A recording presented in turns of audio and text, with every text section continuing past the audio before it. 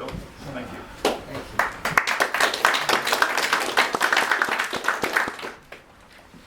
you. Well, they say that admitting you have a problem is the first steps toward solving it. So here I am on a Saturday at another 12-step meeting. Here it goes. My name is Phil, and I'm a historyholic. I am a compulsive collector and reader of books on. I'm not sure I retain a whole lot, but you'll tell me after the end of the presentation whether we hit all the high notes. Actually, the topic title, according to the agenda, is somewhat misleading. I really wanted to talk about something specific towards the manufacture of firearms during the Mexican-American War, and in one in particular, the Colt Walker revolver, the model of 1847 Colt 6-shot revolver that we commonly call the Walker. Back in 1971, in the film Dirty Harry, those of you that remember watching that, Clint Eastwood's character, San Francisco police detective Harry Callahan, stops a bank robbery in progress with his Smith & Wesson Model 29 44 caliber Magnum revolver. He stands over a wounded and bleeding perpetrator. He levels his revolver at him and says, "This is a 44 Magnum, the most powerful handgun in the world, and it will blow your head clean off."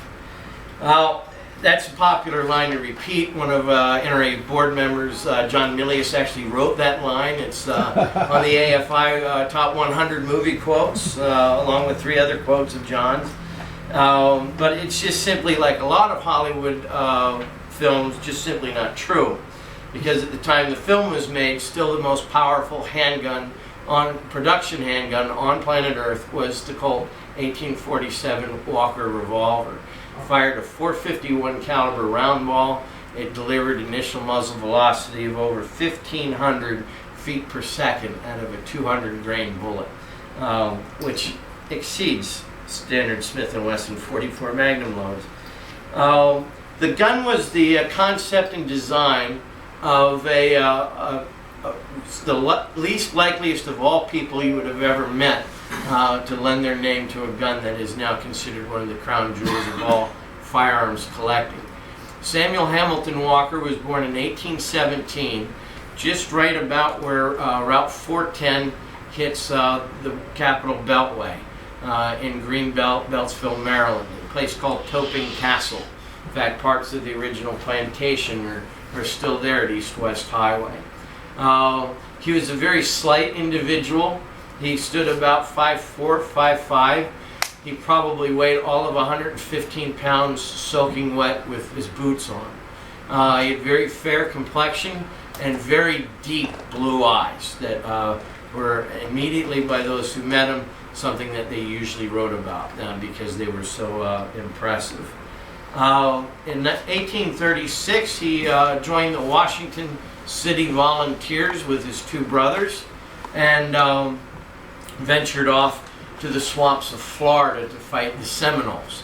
And it was while he was in Florida fighting the Seminoles that he met an interesting individual from Connecticut that was trying to get the Army interested in some of his brand new revolving repeating arms. Samuel Colt had taken some Colt Patterson carbines and revolvers with him down to Florida, the seat of the only current military action that was going on, and tried to interest some of the guys into basically giving them field trials in the swamps. Colt's story itself is an amazing one. In 1836, he took out a patent on revolving firearm concept, a concept that he had developed while watching the ship's wheel on the Corvo, which was a merchant ship that he was serving as an apprentice seaman. And he watched the ratchet effect in how the ship's wheel was able to work, and that gave him the idea for pawl and hand and the revolving cylinder for a for firearms mechanism. You know, what happened next with his meeting Sam Walker in Florida changes the course of American history, and some would obviously say the history of the world as a result. We don't hold the names Billinghurst or Coffer in common household word regard, but they both had revolving arms patents as well. It was Colts that, through Walker's assistance, managed to make Colt the household word that it is today. And a lot of that has to do with what is going on in the world outside of just the development of one type of firearms mechanism, but the big picture that took place, they would call it, say, the perfect storm. A number of things came together all at the exact right time in history to form this perfect storm that propelled Colt to the level that we all recognize his name instantly today, and for those of us collectors, Walker as well. It began at the Springfield Armory in 1795 with the manufacture of the U.S., the very first standard U.S. long arm, the 1795 Springfield musket.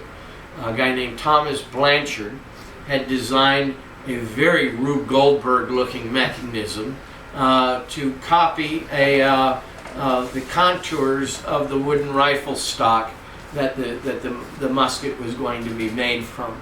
How many have been to the Springfield Armory as it sits currently in Springfield today? The machine that Blanchard designed and made, the original one, is still there. There is a small copy of it hidden in the basement of the Smithsonian. If you can find it, it's on public display, but it's not well known. But the original, you can still walk up to the pillar in the exhibit hall, press the red button, and Blanchard's machine will again show you its mechanism by running and working. Tremendous thing, the original machine from 1795. And basically what it is if I'm getting the terminology right, it's a pantograph machine. We've all maybe played as kids with the little thing where you draw, you have this articulated arm and you draw a figure over here and it copies it over on the other side. We've been to the hardware store, we've had a set of keys made. You've watched as the arm rose and fell with the contours of the teeth in your key and then cut those contours into the other key. That's Blanchard's lathe in a nutshell. As a cast iron rifle stock was clamped into a vise and put on a spindle, a block of wood relative to the shape of the rifle stock was clamped in another one, and as it spun like a wool yarn spinning wheel, the other thing chipped out the wood until you had, a completed rifle stock. It took a little bit of hand fitting and finishing, obviously, but those things were refined upon over the next 50 years as it would be. And the technology moved from producing such things, which we would call interchangeability in parts, from wood to metal. Simeon North, John Hall, who's an example of one of his Harper's Ferry flintlocks, is here and played a great role in the Mexican-American War. These guys, along with Eli Whitney, pioneered the ability to manufacture items on machines given go and no-go gauges and tolerance gauges to produce items based on the theory of interchangeability in parts. And this all comes to a crescendo over the Christmas holidays of 1846. Sam Walker had taken a couple of Colonel Colt Patterson revolvers. Whether he purchased them or were given them by Colt himself is unclear, but he has at least two of them when he leaves Florida after the Seminole Wars and decides to strike out for the then Republic of Texas, or head towards the Republic. Yeah, it was the Republic of Texas. Heads out to Texas and becomes a Texas Ranger with Jack Coffee Hayes' Frontier Battalion of Rangers. He gets into a number of interesting scrapes with the Comanches out there. The famous scene that you see of the engraved on the revolvers of Colt later on is one of the scenes of Coffee Hayes and Walker holding off, I think it was 86 Comanches at one time with their revolving pistols. It made a sensation throughout the popular press of the day. Colt had heard that Walker was involved in the war in Mexico in 1846. Right about the time that Colt was writing Walker to endorse his pistols, Walker was writing Colt asking him if he could help him with making some pistols for him. Because the Texas Rangers had enlisted in the U.S. Army under Zachary Taylor en masse. They were accepted as a unit by Taylor. They were, let's just shall we say, nonconformists. They did not enter the United States service with the same level of esprit de corps that the regulars may have had. They did not have uniforms. They were frontiersmen. They did not. Their command was very loose, and there was no military protocol. Everybody was captain or their first name.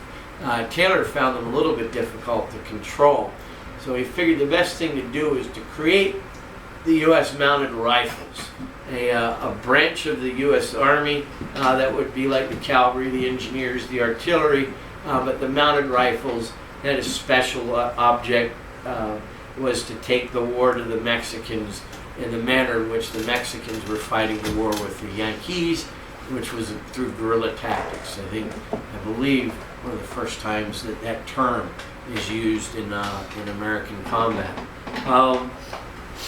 He does something absolutely unheard of, is he gives Walker an opportunity to raise these mounted rifles from not only amongst the Texas Rangers, but to fill out 5 companies of mounted riflemen, total of 1,000 men authorized, or 500 men authorized, and given the opportunity to buy whatever equipment he needed to equip his men to be able to go into the field and work as guerrillas against Santa Anna. It's basically a blank check. Walker writes to Colt asking him if he could deliver 1,000 guns, 2 for each man in the unit, as they were to be worn across the saddle and not across the waist. And if Colt could produce these guns and deliver them to him as soon as possible. What Walker didn't know was he couldn't go on Yelp or Google and find out that the public comment section about Colt's Patent Firearms Manufacturing Company of Patterson, New Jersey, had ceased to exist as a growing concern in 1842. That was 4 years before Walker had sent his letter to Colt. But Colt, nonetheless, taking various stints as selling nitrous oxide at circuses and carnivals for a nickel a shot, and trying to sell the War Department on a crazy scheme about mining harbors and protection against the threat of submarines, which didn't really exist at the time, but he was sure they would in the future, was basically bankrupt and living hand to mouth. So when he receives a letter from a representative of the federal government now, the only interest anybody had shown in his firearms prior to that was the Republic of Texas, had bought 500 guns for the Texas Navy. Well, that didn't exist any more than the Patterson Arms Factory by the time this happened. Colt was very interested in reading about the need for 1,000 new guns. So he wasn't really forthcoming in telling Walker that he wasn't actually in business. He said, "I'll be happy to. And I'll be happy to get them to you as fast as I can, and give me a minute to figure out what the cost per unit would be." So he runs over to the only guy in town that he knows can actually pull off this sleight of hand miracle in pretending that he has a factory and can produce something by design that didn't previously exist. There was no machinery or template or gauge in existence for what he wanted. and he talked to Eli Whitney. And Whitney was able, through his factory in Whitneyville, Connecticut, to begin to put together this gun that Walker, once Colt had told him that it was possible, had sent back his own suggestions as how to improve on the Patterson Colt. Patterson Colt, there's an example of a carbine here. Was generally a 5-shot 28-31 caliber revolver. Most of them had no loading levers on them. That was something that came in the case that you manipulated the cylinder with on its own. There was no trigger guard, as you can see on the rifle model, obviously.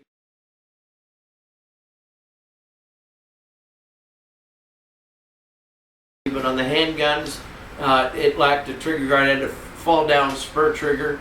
Walker didn't like the Patterson for a number of reasons, and he told Colt, he said, if we could take this revolver that you have, the concept and design of a cylinder, and beef it up, make it 44 caliber, make it of such size and subsistence that it's got a lot of heft to it. Basically, it could double as a club. Put a trigger guard on it to protect the trigger, and Walker actually hand draws in his own hand a blade front sight as opposed to the little bead post sight that you would see on most Pattersons. He said, I prefer a German silver sight of this design, and he writes it in the letter to Colt. And he says, and the loading apparatus should be integral to the gun itself. It should be attached to the gun. So Colt comes up with the Colt Walker. One or two prototypes at the Wadsworth Athenaeum in Connecticut survived. And Walker tells him that he has a contract for 1,000 guns. Just that easy. Imagine today some article of new design and equipage trying to get to the soldiers in the front line. In anything less than 6 years would be, but it happens in 1847 within 6 months.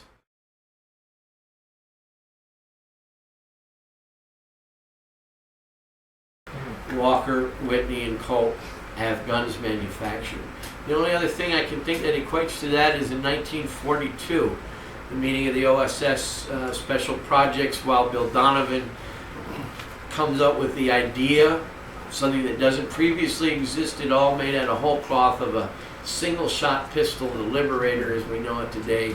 1 million of those manufactured and delivered within 6 months. The fact that they made 1 million of them in 6 months relates to this story, because when the Walker Colt comes off the assembly line,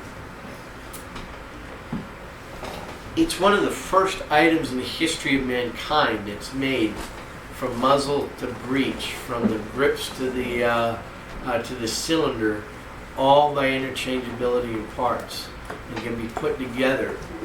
Whitney subcontracts different parts to other people and has them engrave and make the cylinders, and that's why an original mint Walker, if there was such a thing, you'll find that the barrel was blue, the frame was cased, the cylinder was in the white. They never, the need for getting them out, the cylinder was in the white. How many remember the movie The Unforgiven with Clint Eastwood and Gene Hackman? Great line in that film. And, Hackman, as the sheriff of town, is talking about Big Ned. Well, there was another euphemism in there, but anyway, Big Ned and the Duck of Death were involved in a gunfight. And he said, and the Duck of Death would have been killed had it not been for a failure on Big Ned's gun. He said he pulled out a Colt Walker revolver and he aimed it right between his eyes, and he had the Duck of Death dead to rights. And it was just the fall of that hammer that stood between him and the eternal. And he said, and he pulled the trigger and the cylinder exploded on the gun, which was a failure common to that model at the time. I nearly fell out of my chair in the theater. I thought somebody really did their homework, because that's exactly what happened to the Colt Walkers. This cylinder can hold 90 grains of gunpowder if you really pack it in there, and then you put a 200 grain bullet on top of it. You've got larger than a standard U.S. infantry musket charge in a handgun. So when they call it a hand cannon, they're not lying about it. It really is. And these guys, you know, soldiers being soldiers of the time, trying to load one of these guns. Oh, that looks about right. Can you see a guy sitting by a campfire trying to load it? You know, oh, that's 21 grains. No, I got to get to 20 grains. No, it just, yeah, that'll work. And then load the gun, and the thing blows up on them. They had about a 30% failure rate on cylinders back then. And whether that was because they weren't hardened, because they did show up in the white, you know, there's no telling. There's not enough of them, really. There's about a 10% survival rate of known Walkers out of the 1,100 that were made. There are about 140 that are known to exist. So we really can't go out and test them. But here we have an object that gets from concept on paper and into the hands of the guys that need to use them at the front in about 6 months. Well, not really 6 months, because Colt finishes them and sends a pair of presentation guns to Walker in July of '47.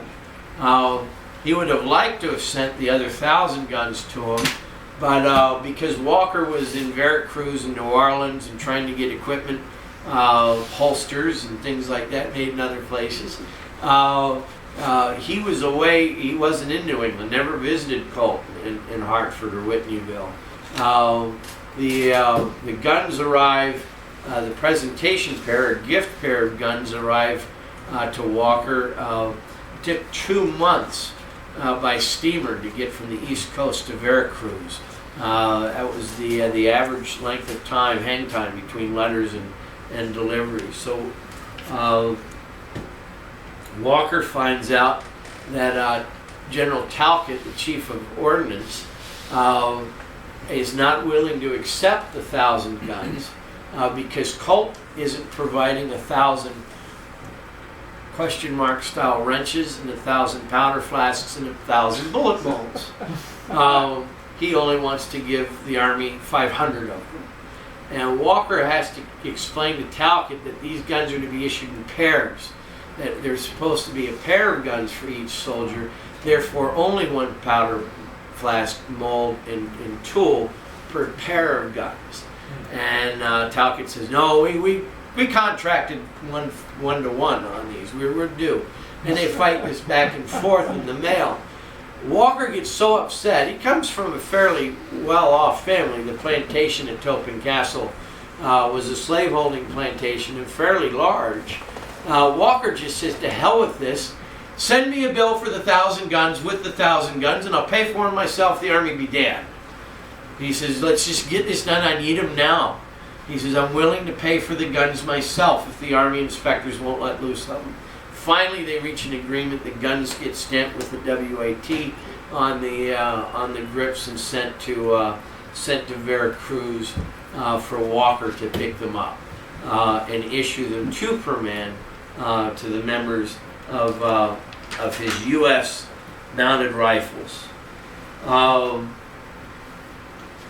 But as they say, there's a little slip twixt the cup and the lip on most things, and that doesn't exactly go as planned.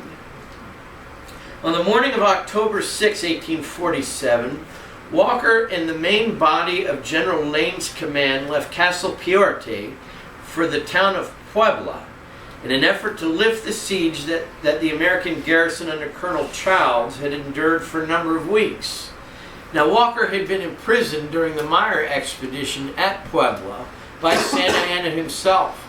And if you remember the story of the Black Bean incident, where each guy had to pull up, as to whether or not they would survive, Walker took a a silver dime, and placed it under the flagpole, and swore that he would come back as a free man and retrieve that dime. So he did that actually in October of '47.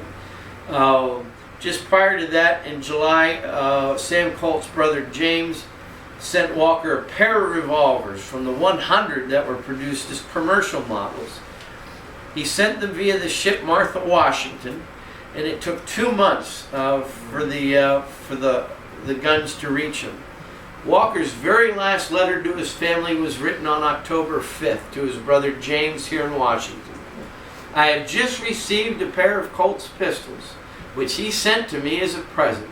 There is not an officer who has seen them, but what speaks in the highest terms of them. He gets his dime. He lines up with General Lane's command, and the U.S. Mounted Rifles ride off into combat for the very first time in the history of the branch of that service. They go through a road through the Mexican mountains was difficult and rough. The heat of the fall summer nearly crippled the column. Drinks of water sold for $5 from those who had any to spare. On the morning of October 9th, strung out along the mountain roads and severely weakened by stragglers suffering from heat prostration, Lane's column managed to surprise Santa Ana and a garrison of Lancers in the town of Huamantla. In preparation for the attack on the garrison town, Lane quickly divided his troops. Walker's command was sent forward as skirmishers. Colonel Wynkoop of Pennsylvania was on the left, approaching the town from the east, and Colonel Gorman of Indiana approached the town from the right flank or the west side. Most of the artillery under Captain Heintzelman was sent in with Wynkoop's men on the left, and a portion was held in reserve with Colonel Lally. Forward the main body of troops, Walker learned from a field hand outside the town that the area was lightly defended. Wasting no time to notify General Lane and wait for orders, Walker took the initiative and astride his cream-colored horse gave his 200 mounted men the order to charge.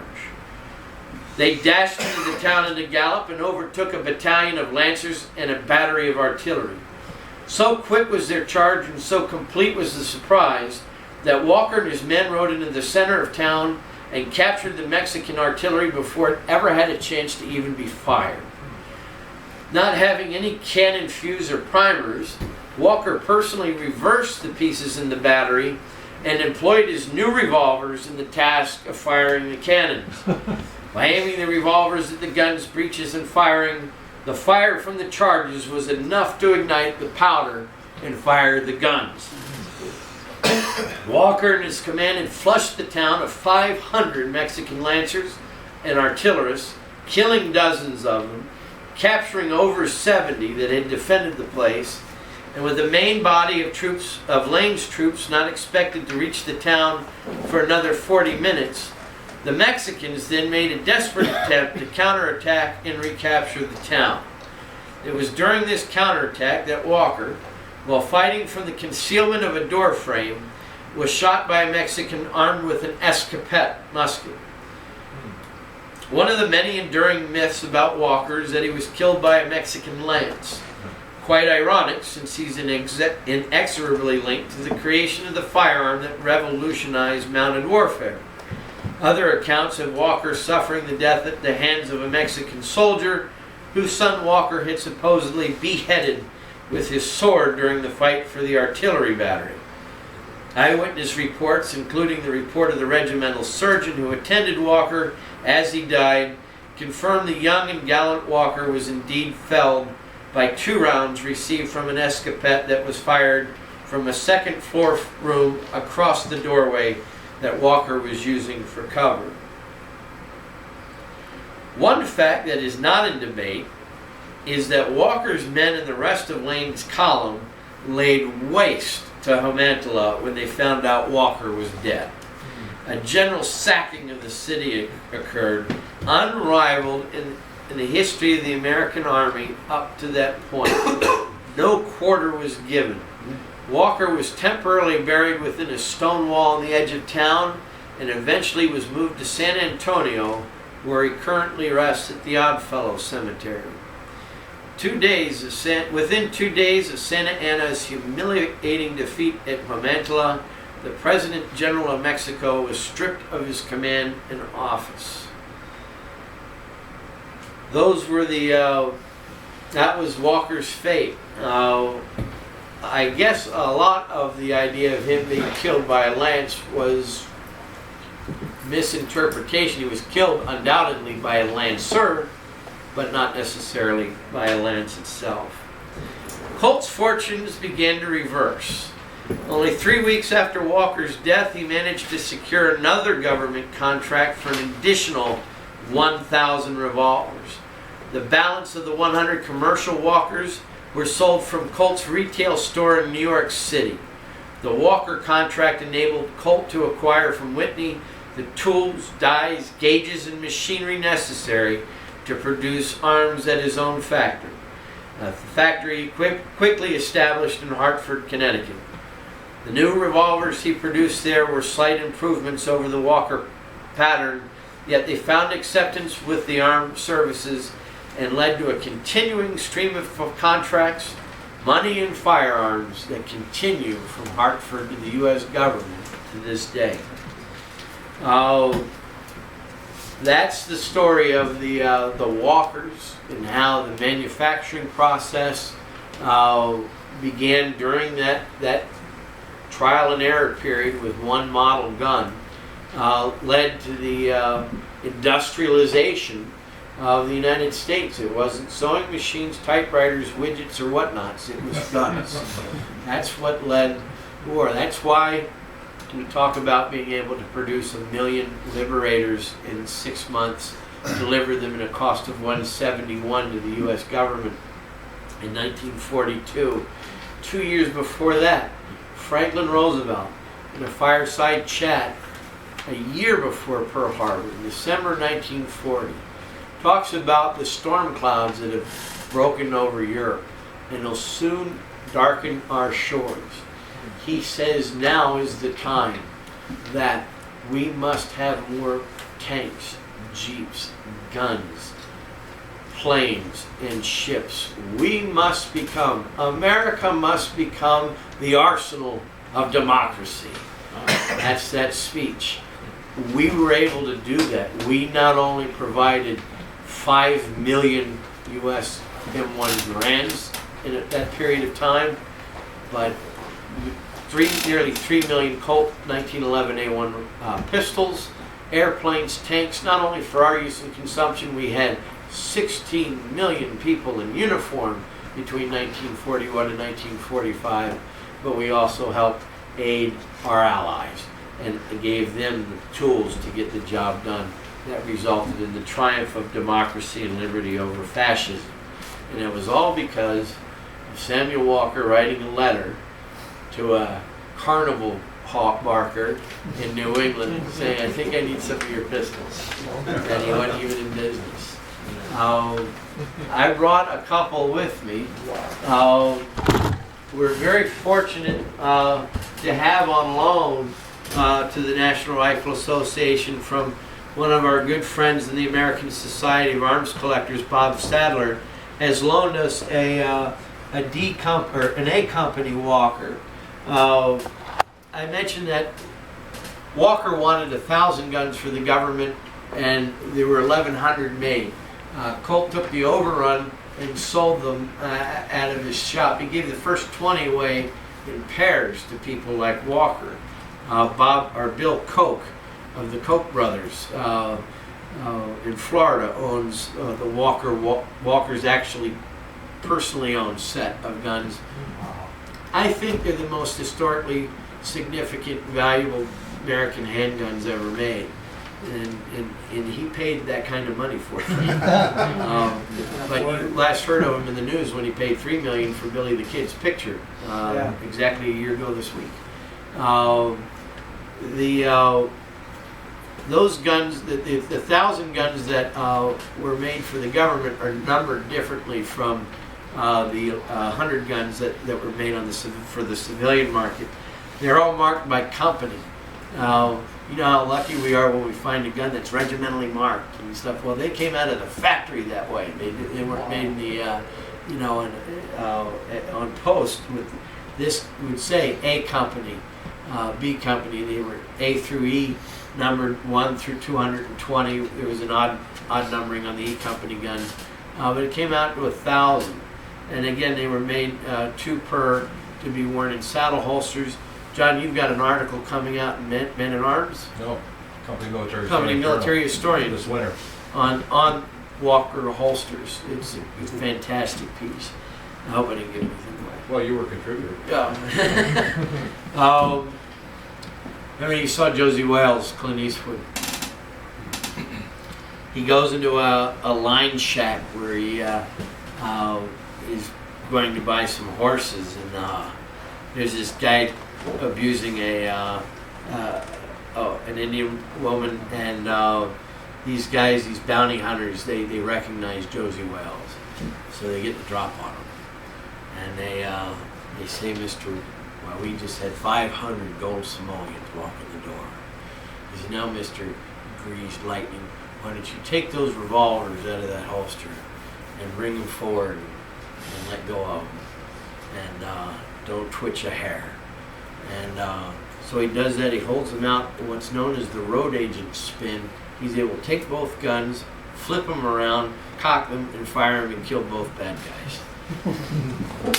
Well, as somewhat of a movie geek, part idiot, and someone that didn't know all of the great effects of gravity at the time, when I was a little kid, the first gun I bought was a Colt Walker from Dixie Arms.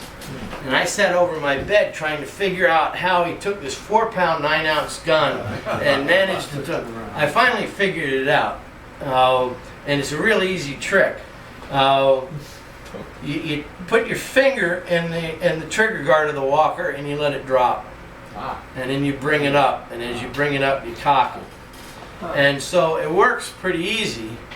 However, that's good if you're right-handed, but if you're left-handed, you gotta have biceps like Arnold Schwarzenegger to be able to spin the gun like that. So I found out that well, he wasn't really using a pair of Walkers when he did it. There you go. They're made out of rubber. I was trying to collect artifacts for an exhibit called Real Guns, R-E-A-L Guns, of R-double-E-L Heroes for the museum. And a guy says, "You know, you ought to follow me back to San Diego. I've got some really cool stuff down there. I got lightsabers from Star Wars and all kinds of neat stuff." So I followed him from this movie convention at the Roosevelt Hotel in Hollywood.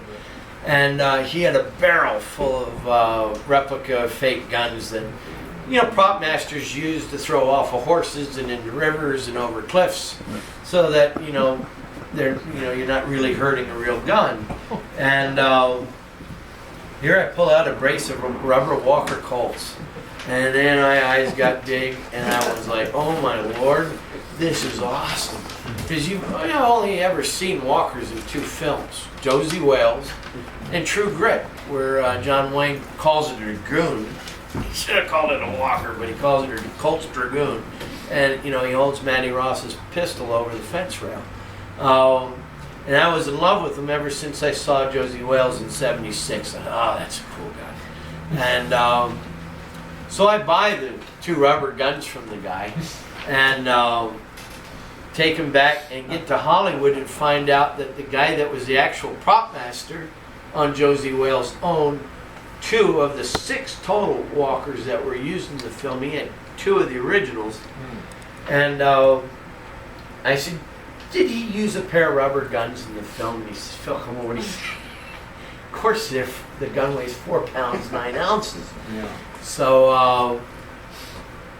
I said, "Well, I bought a pair of rubber guns. Any chance that that these could have been used?" He said, "Well, the rubber guns were cast off a latex mold from the original gun that I have in my collection, and they were made from that gun." He says, "The latex molds are so good you can read the serial numbers and the proof marks on them." And he said, "What's the serial number on your gun?" And I said, "It's 954.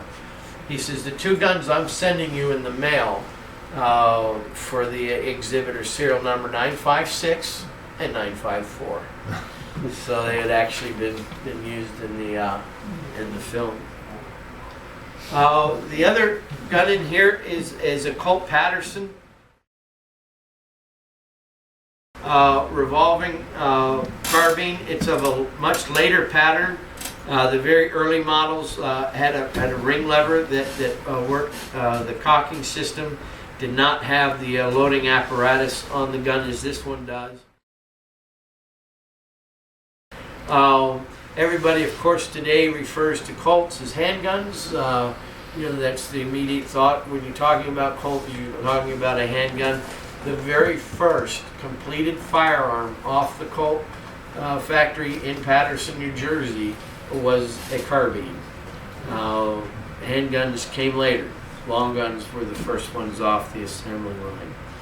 John Hall of Virginia, on the Hall Rifle Works, an early pioneer with Simeon North in the interchangeability of parts and manufacturing process that became known as the American method of manufacturing. His breech-loading Hall's rifle here in Flint. This is an 1839 dated model. One of the nicest ones we have in the museum. You can still see the traces of the browning, not the bluing, on the gun.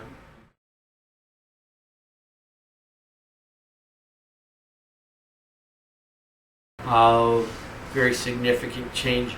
If we're talking about the Mexican-American War, one of my favorite books on the subject is Samuel Chamberlain's My Confessions. And if you're not familiar with it, it's just a wonderful read. It's considered risque reading, even by today's standards in some places. But evidently, one of the great stories that comes from My Confessions is Chamberlain talks about how when we went through Mexico and these places basically occupied Mexico all the way down to Mexico City, left garrisons of troops.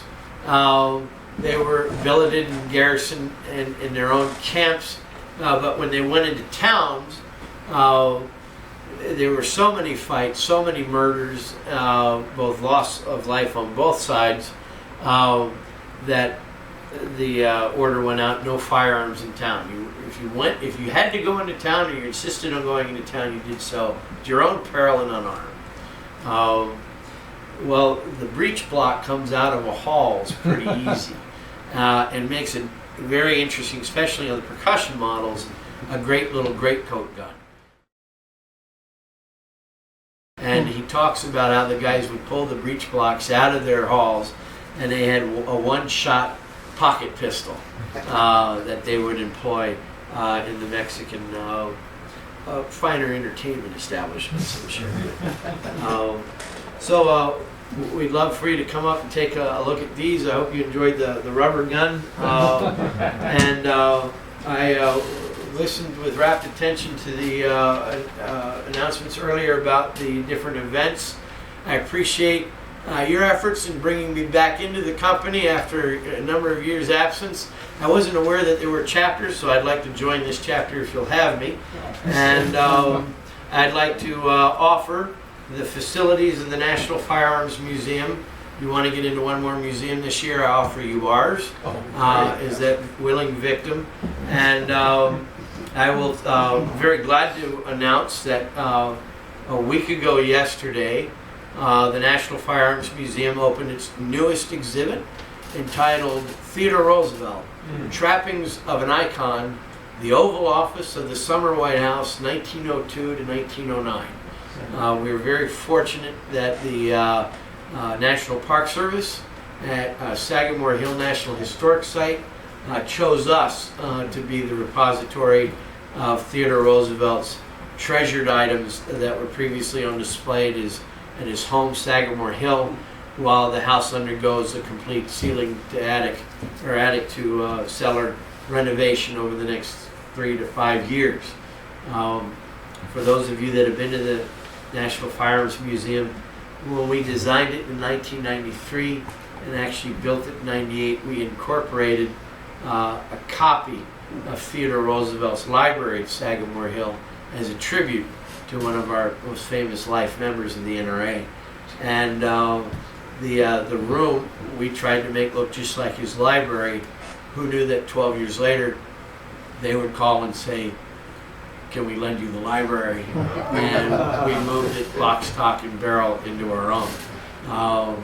So there are amongst 2 original works of art by Frederick Remington, personally given to Theodore Roosevelt by the artist. 2 lions that he shot in Africa in the 1909 safari. The chair he used as governor of the state of New York from 1899 to 1900. The desk of the Oval Office of the Summer White House and his chair, and all the impedimenta and ephemera that was on the desk. From that desk, he negotiated with Russian and Japanese ambassadors the end of the Russo-Japanese War, which led to the Portsmouth Treaty, for which he became the first American citizen in history to be awarded the Nobel Prize for Peace. The original rug from the library is there, a dozen bronze sculptures, 24 original works of art that illustrated his books, A.B. Frost's Glyces for Hunting Trips of Arrangement, and a number of other books that he wrote. And of course, my favorite is Brooks Brothers tunic, his 1872 officer's cavalry sword, etched with carried by Colonel Roosevelt, San Juan Heights, July 1st, 1898, onto the blade. And his Stetson, campaign Stetson, still with the 2 holes that are so evident and prominent in most of the photographs of him wearing this crushed hat. And the one and only original silk hand-painted regimental standard of the 1st United States Volunteer Cav. So that's all on display as of last Friday. And I haven't finished putting the text up. There are 14 guns in the collection that we're getting ready to put out. And but we'd love to have you all. We have an auditorium that'll hold 120 people. And we'd love you all to be our guests. Well, thank you very much.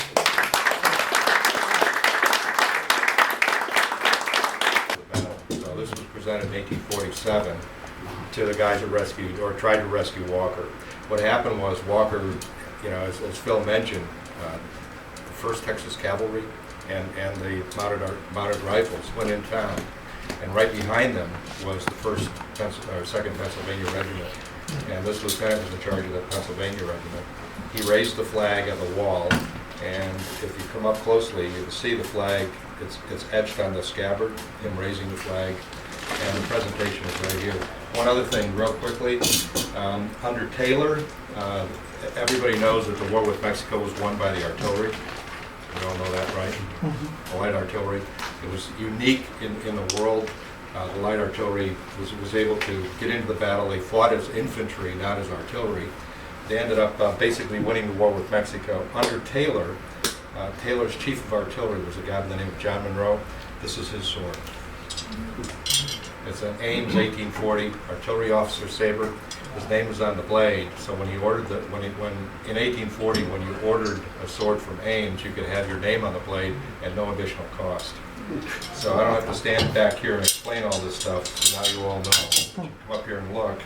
Don't breathe on it. Okay, and this is the chapeau from a colonel or a general in the war with Mexico. It's from New York, and I don't have the history of the individual that owned it. Thanks. Thanks, John. All right, we can take a few minutes and look at the goodies here. If you have any questions, feel free to ask. Yeah, that's why I don't make the display. Do a display. I've looked at it Have for you years. got one on the next one that like or Oh, that's cool. Well, my favorite. You really want to join the company, our chapter? Oh, sure. Can you got a card? You got a card? Yeah, I An address? And $10. There's been a number of American swords, you know, the Rose 1807. And his family sent me bricks to the house. and then, of course, the various Springfield, the Burgess, So it's either, some of the. you know, I mean, it could be a colonel, it could be a general officer. I just mailed a guy, you know, line of collection like that.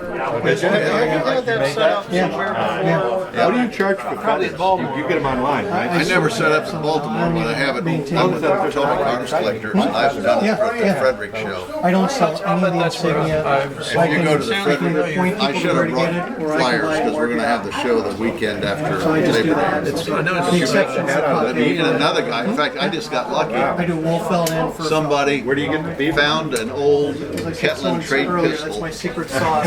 around 1800 up in I get a lot Frederick. of people saying, "Oh, I just want that." It had a broken pocket, a broken frism on it, but I bought it and I sent it to the rifle shop and had it restored. So I've got it in real good shape.